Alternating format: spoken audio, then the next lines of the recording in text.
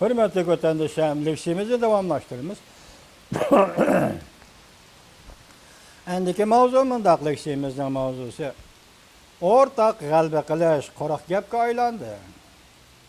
Amerika bilan Jungoning bir-biridan yuz o'rishi kitob varaqlagandan mutiz bo'ldi. Mavzu munda hurmatli vatandoshim. Ortak galbe qilish quruq gapga aylandi. Amerika bilan Jungoning bir-biridan yuz o'rishi kitob varaqlagandan mutiz bo'ldi. Mavzuli xabar 7-ayning 3-kun New York Vaqt gazetida e'lon qilindi. Xabar mundaq boshlandi. Beijing Jungoning raisi Xi Jinping o'zining yadrolıq strategik diplomatiya siyosatini o'rtaq g'alaba qilish deyishga amra. Balki prezident Trump g'alaba qilishga amra. Haftaning 4-kuni Amerika hukumati o'xshashli bir vaqtda ikki parcha bayonot e'lon qildi. Bu bayonot Jungo hukumatining g'azab bilan javob qaytardi. Onun biri Amerika hukumatining Tayvanga harbiy qurol-yarog' sotib berishni jakarlaganlar. Onun yana biri Chawshan bilan qonunsiz savdo qilgan Jungoning bir bankasi va ayrim shirkatlariga embargo yurgizganligi. Jungoning bayonoti slogan mundaq ko'rsatdi. Bu qiliqlar va davlat raisi Xi Jinpingning 4-oyda Florida shtatida Mar-a-Lago aramgoyida prezident Trump bilan ko'rishganda o'rtaq tunishga kelgan fikrlarga xilofdir. Bayonot sloganining gapi. Biz Amerika tarafining xatoligini tuzib, Amerika-Jungo munosabatini qaytadan sog'lom va muqim taraqqiy qilish yo'liga qaytirib kelishini umid qilamiz.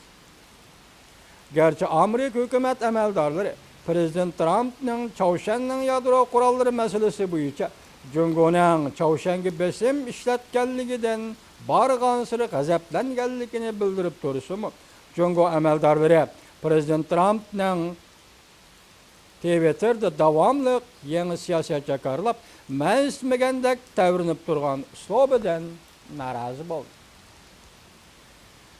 Tahlilchilar munda ko'rsatdi. Amerikaning yaqinda qilgan ishlari o'ch ilish tarkibi ega.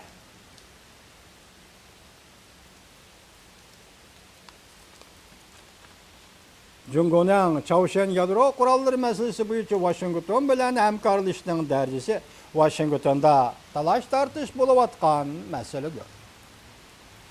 Yangi qurilgan hukumatni xuddi shuning o'xshash Washington Xalqaro tadqiqot markazi Osiyo ishlari bo'yicha yuqori darajalik maslahatchisi Bonnie Glaser Jungoliklar xato mo'ljallanadi deb ko'rsatdi. Prezident Trump o'zining so'zida Jungoning Chawshanga besim ishiltish to'g'risida haydakchilik qilgan tirishchanliklarining mag'lub bo'lganligini tilga oldi. Gerçi Jungo dedi prezident Trump, Jungo tirishchanlik ko'rsatgan bo'lsa, unum ko'rinarlik bo'lmadi.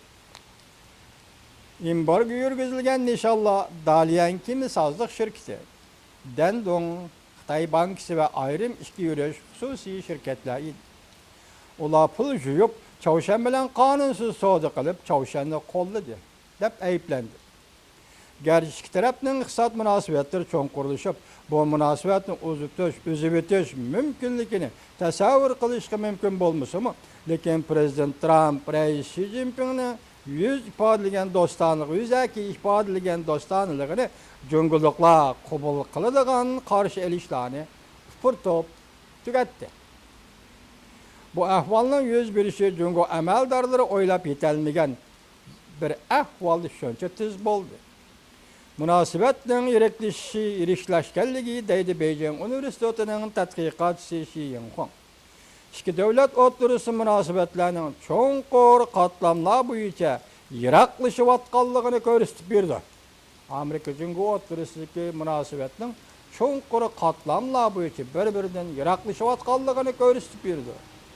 Bu ahvollar prezident Trumpning taqatsiz bir rahbar ekanligini ko'rsatib berdi deydi Jungolik Xi Yinghong apandi, lekin munosabat cho'nqur qatlamda yiroqlashyapti deydi.